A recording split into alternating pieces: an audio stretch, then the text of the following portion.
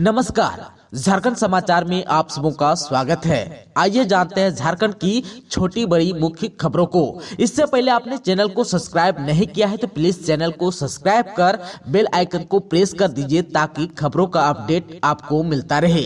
आइए बढ़ते हैं खबरों की ओर। झारखंड में कैसा रहेगा मौसम का मिजाज, आइए विस्तार से जान लेते हैं। मौसम केंद्र रांची की माने तो 28 दिसंबर को सुबह में धुंध और मौसम शुष्क रहेगा। वहीं राज्य के पूर्वी भाग में कहीं कहीं हल्के से मध्यम दर्जे का कोहरा छाने का पूर्व अनुमान है। वहीं 29 से लेकर 31 दिसंबर तक सुबह में धुंध और बाद में आसमान मुख्यतः साफ रहेगा। मौसम केंद्र ने इन दिनों मौसम शुष्क रहने का पूर्व अनुमान जताया है। वहीं नए साल के पहले और दूसरे दिन की बात करें तो 1 जनवरी 2023 को सुबह में कोहरे या धुंध और बाद में आसमान मुख्यतः साफ रहेगा और मौसम शुष्क रहेगा। वहीं 2 जनवरी 2023 की बात करें तो इस दिन में सुबह में कोहरे या धुंध के बाद मौसम साफ हो जाएगा। आप सबको बता दूं कि मंगलवार को जमशेदपुर सबसे गर्म शहर रहा। दोपहर 2:30 बजे तक यहां का अधिकतम तापमान 30 डिग्री सेल्सियस रिकॉर्ड किया गया। वहीं शाम 5:30 बजे 3 डिग्री की गिरावट दर्ज कर अधिकतम तापमान 27 डिग्री सेल्सियस तक पहुंचा। वहीं डाल्टनगंज में अधिकतम तापमान 22.6 डिग्री सेल्सियस और रांची में 23.4 डिग्री सेल्सियस अधिकतम तापमान रहा। इसके अलावा न्यूनतम तापमान खूंटी में 11.8 डिग्री सेल्सियस रिकॉर्ड किया गया।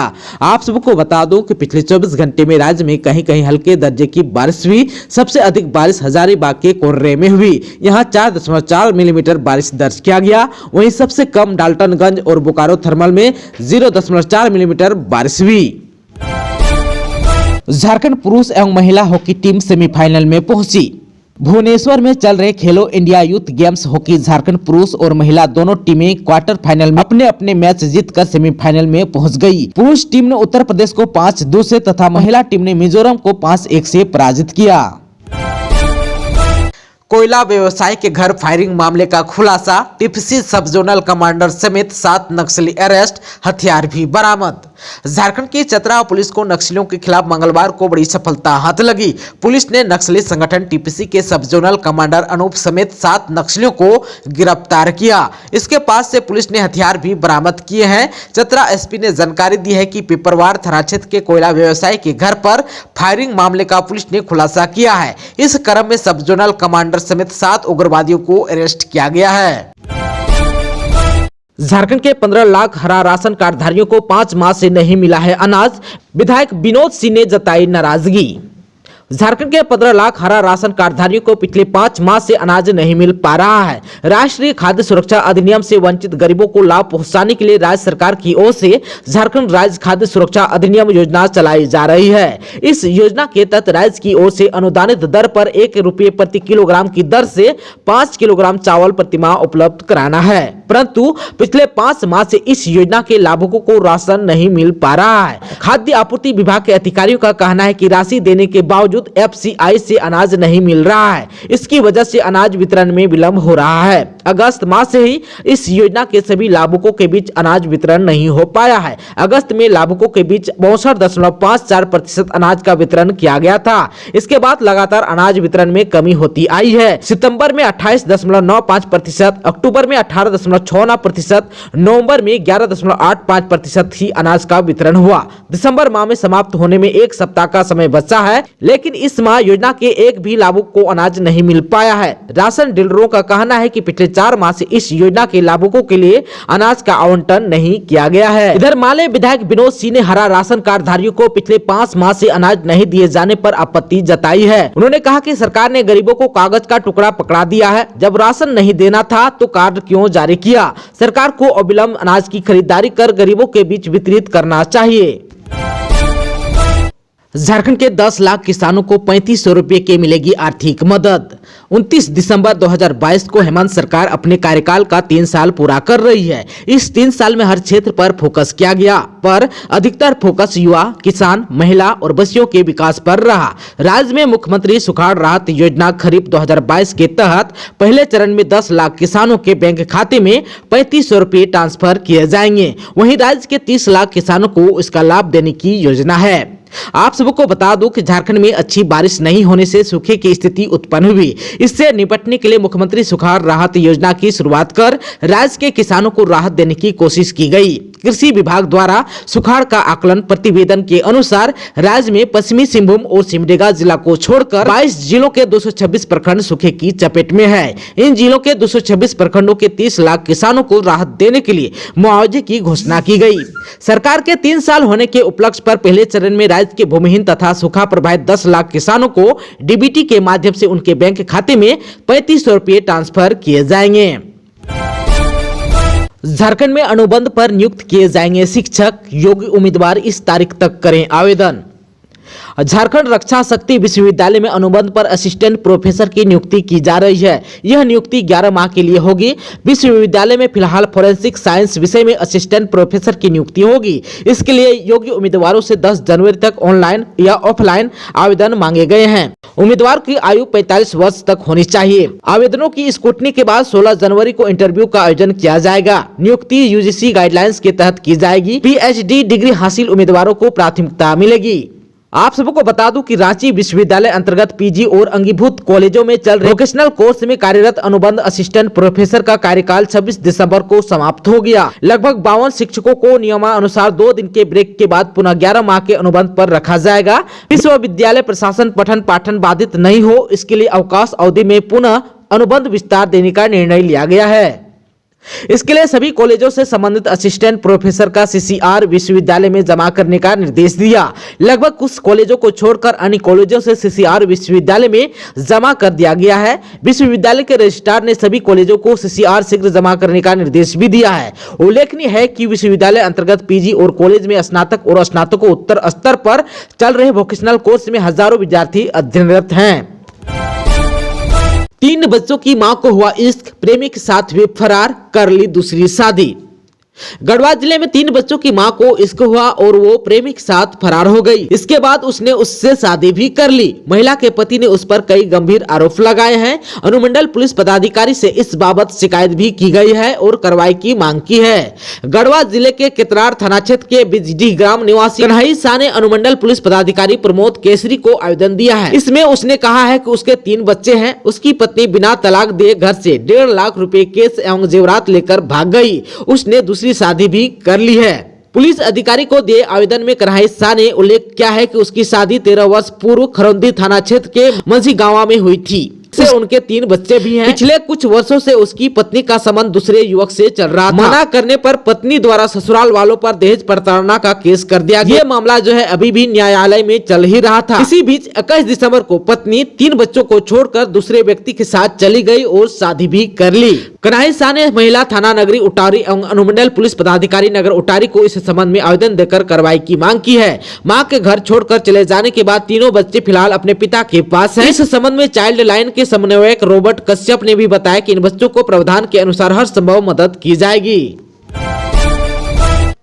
29 दिसंबर को लाभुकों के खातों में डाले जाएंगे 1200 करोड़ रुपए। छात्र छात्राओं को मिलेगा बड़ा तोहफा।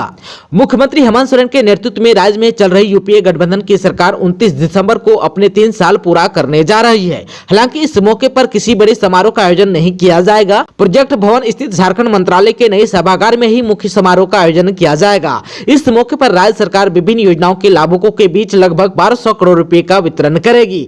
लाभुकों के खाते में डीबीटी के माध्यम से राशि पहुंचाई जाएगी। इसी दिन प्री मैट्रिक छात्रवृत्ति योजना के तहत सरकारी स्कूलों में पढ़ रहे अनुसूचित जाति, पिछड़े और अल्पसंख्यक वर्ग के 25 लाख छात्र छात्राओं को छात्रवृत्ति की राशि उनके बैंक अकाउंट में डाली जाएगी। इसमें कक्षा 1 से लेकर 10वीं तक की विद्यार्थी शामिल होंगे। वहीं राज्य के 10 लाख किसान परिवारों को सूखा राहत राशि सौंपी जाएगी। वहीं सावित्री बाई फुले किशोरी स्मृति योजना के तहत 5,60,000 बच्चों को सहायता राशि प्रदान भी की जाएगी। कोरोना के बढ़ते मामलों के बीच झारखंड सरकार की क्या है तैयारी, स्वास्थ्य विभाग ने सीएम हेमंत को कराया अवगत। कोरोना के बढ़ते मामले को लेकर मुख्यमंत्री हेमंत सोरेन की बैठक में स्वास्थ्य विभाग द्वारा राज्य के अस्पतालों में की गई व्यवस्थाओं से अवगत कराया।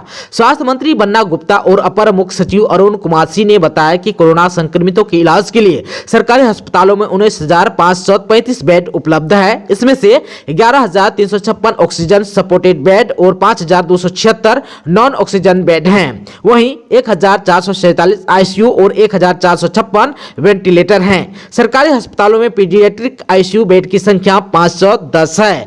वहीं 455 बच्चे के इलाज के लिए हाई डिपेंडेंसी यूनिट बेड है। इसके अलावा राज्य में 122 पीएस प्लांट लगाए गए हैं। राज्य में पर्याप्त मात्रा में ऑक्सीजन उपलब्ध है। 5 सरकारी और 6 निजी अस्पतालों में कुल 11 लिक्विड मेडिकल ऑक्सीजन क्रियाशील है। इसके अलावा मेडिकल कॉलेज और जिला अस्पताल में 27 जगह लिक्विड मेडिकल ऑक्सीजन के लिए कार्यादेश निर्गत किया गया है। जेईई मेन 2023 के आवेदन शुल्क में वृद्धि, महिला अभ्यर्थी को देने होंगे 146% अधिक शुल्क। नेशनल टेस्टिंग एजेंसी ने जेईई मेन 2023 के आवेदन शुल्क में लगभग 54% की बढ़ोतरी की है। इस वर्ष जहां बीए, बीटेक, बीआर्क और बी प्लानिंग के आवेदन शुल्क में पुरुष अभ्यर्थियों को 1,000 रुपये देना होगा। यह शुल्क पिछले वर्ष 650 रुपये था। वहीं महिला अभ्यर्थियों के आवेदन शुल्क में 146% की बढ़ोतरी की गई है। पिछले वर्ष जहां सामान्य ईडब्ल्यूएस और ओबीसी महिला अभ्यर्थियों से 325 रुपये लिए गए थे, अब 800 रुपये देने होंगे। वहीं एससी, एसटी, दिव्यांग और ट्रांसजेंडर अभ्यर्थियों के आवेदन शुल्क को 325 रुपये से बढ़ाकर 500 रुपये कर दिया गया है। साथ ही आवेदन के दौरान अभ्यर्थियों से प्रोसेसिंग चार्ज और जीएसटी शुल्क भी लिए जाएंगे। विद्यार्थी 12 जनवरी 2023 को रात 11:50 तक ऑनलाइन आवेदन कर सकते हैं। जेईई मेन 2023 जनवरी सत्र की परीक्षा 24, 25, 27, 28, 29, 30 और 31 जनवरी को होगी। पलामू में आईआरबी जवानों की पारण परेड में झारखंड के सीएम हेमंत सोरेन ने की है घोषणा। पलामू जिले के नीलांबर पीतांबर स्थित पुलिस प्रशिक्षण केंद्र में मुख्यमंत्री हेमंत सोरेन ने प्रशिक्षु जवानों को संबोधित करते हुए कहा कि अब आप सरकार के अभिन्न अंग बन गए हैं। सरकार के साथ कंधा से कंधा मिला आम जनता को सुरक्षा देना अब आपका भी काम है। सरकार महिलाओं के लिए संवेदनशीलता के साथ सोचती है। इसी का परिणाम है कि इस प्रशिक्षण में 153 महिलाओं को शामिल किया गया है। मुख्यमंत्री हेमंत सोरेन ने कहा कि आप लोगों को आम लोगों से अच्छे से पेश आना है। पुलिस को इसे पालन करना चाहिए। मुख्यमंत्री ने पारण परेड के मंच से पलामू के 2 नवनिर्मित नवा जयपुर और पांडु थाना के नवनिर्मित भवन का उन्होंने उद्घाटन किया। मुख्यमंत्री ने नीलांबर पीतांबर स्थित पुलिस प्रशिक्षण केंद्र में अलग से 250 बेड का 3 आधुनिक सुविधा युक्त बैरक निर्माण की घोषणा की। उन्होंने कहा कि इस प्रशिक्षण केंद्र में अन्य सुविधाएं जल्द बहाल की जाएंगी। उन्होंने कहा कि झारखंड के विभिन्न प्रशिक्षण केंद्रों में प्रशिक्षण प्राप्त कर रहे प्रशिक्षु जवानों को ट्रेनिंग अलाउंस देने पर सरकार गंभीरतापूर्वक विचार करेगी। कोरोना पर झारखंड में सख्ती शुरू, कोडरमा के सरकारी कार्यालयों, अस्पतालों में मास्क नहीं पहना तो होगी कार्रवाई। देश दुनिया में एक बार फिर से कोरोना वायरस के संक्रमण की दस्तक के बीच झारखंड में भी कड़ाई शुरू हो गई। कोडरमा जिला स्तर पर भी इससे निपटने और बचाव को लेकर तैयारी के साथ एहतियाती कदम उठाए जाने लगे हैं। आप सबको बता दूं कि जिला के उपायुक्त आदित्य रंजन की अध्यक्षता में कोविड-19 से बचाव के लिए जिला स्तरीय पदाधिकारी और प्रखंड के पदाधिकारियों के साथ समाहरणालय सभागार में बैठक हुई। बैठक में कोडरमा डीसी ने स्पष्ट निर्देश दिया कि सभी सरकारी कार्यालयों में कर्मियों के लिए मास्क अनिवार्य कर दिया जाए। साथ ही उन्होंने कहा कि हॉस्पिटल के डॉक्टर और मरीज भी अनिवार्य रूप से मास्क लगाएं, क्योंकि इस जगह से कोरोना के वायरस के फैलने की संभावना ज्यादा रहती है। निरीक्षण के क्रम में बिना मास्क पाए जाने वाले कर्मियों पर कार्रवाई होगी। वहीं खुट्टी में कोरोना ने दी दस्तक, एक मरीज मिला। खुट्टी में एक बार फिर कोरोना ने दस्तक दी है। मंगलवार को कोरोना संक्रमित एक मरीज मिला है। हालांकि मरीज का स्थिति सामान्य है और फिलहाल होम क्वारंटीन में है। धनबाद रेल मंडल के टनकुप्पा स्टेशन पर मालगाड़ी बेपटरी, कई ट्रेनों के मार्ग बदले। धनबाद रेल मंडल के कोडरमा से गया की ओर जा रही मालगाड़ी सोमवार की देर रात टनकुप्पा स्टेशन के निकट बेपटरी हो गई, जिससे अप तथा डाउन लाइन पर ट्रेनों का परिचालन बाधित है। कुछ ट्रेनों का मार्ग परिवर्तित कर चलाया जा रहा है। इस घटना की सूचना पाते धनबाद रेल कंट्रोल में खलबली मच गई। कंट्रोल के कर्मचारियों ने सुरक्षा के दृष्टिकोण से अप तथा डाउन लाइन पर ट्रेनों का परिचालन रुकवा दिया। विभागीय निर्देशों पर गोमो तथा गया से दुर्घटना राहत यान को घटना स्थल पर भेजा गया। यान के कर्मचारी बेपटरी हुए वैगनों को पटरी पर लाने के लिए युद्ध स्तर पर जुटे। उक्त घटना के कारण आधा दर्जन से अधिक यात्री ट्रेन का परिचालित बाधित हुआ, जबकि कई मालगाड़ियों को विभिन्न स्टेशनों पर रोक दी गई, जिससे यात्रियों को काफी परेशानी का सामना करना पड़ा। एचईसी का गहराया संकट, कच्चे माल की सप्लाई करने वाली कंपनी पायनियर इंजीनियर ने बैंक खाता कराया फ्रीज। गंभीर आर्थिक संकट से गुजर रहे एचईसी की परेशानी दिनों दिन खराब होती जा रही है। एचईसी को कच्चे माल की सप्लाई करने वाले पायनियर इंजीनियर कंपनी ने एचईसी का बैंक खाता फ्रीज करा दिया है। एचईसी के अधिकारी ने बताया कि वर्ष 2019 में पायनियर इंजीनियरिंग कंपनी ने एचईसी को कच्चे माल की सप्लाई की थी, जो करीब 3 करोड़ रुपए की थी। कंपनी की ओर से एचईसी को भुगतान को लेकर कई बार पत्राचार किया गया। कंपनी के अधिकारी भी बकाया भुगतान को लेकर एचईसी मुख्यालय आए, लेकिन प्रबंधन द्वारा आर्थिक संकट के कारण भुगतान नहीं किया गया। इसके बाद कंपनी ने एचईसी का तुपुदाना स्थित एसबीआई खाता फ्रीज करा दिया। दोस्तों, अभी तक आपने चैनल को सब्सक्राइब नहीं किया है तो प्लीज चैनल को सब्सक्राइब कर बेल आइकन को प्रेस कर दीजिएगा, ताकि खबरों का अपडेट आपको मिलता रहेगा। इसके साथ ही आज के खबरों में बस इतना ही। हमें दीजिए इजाजत। नमस्कार।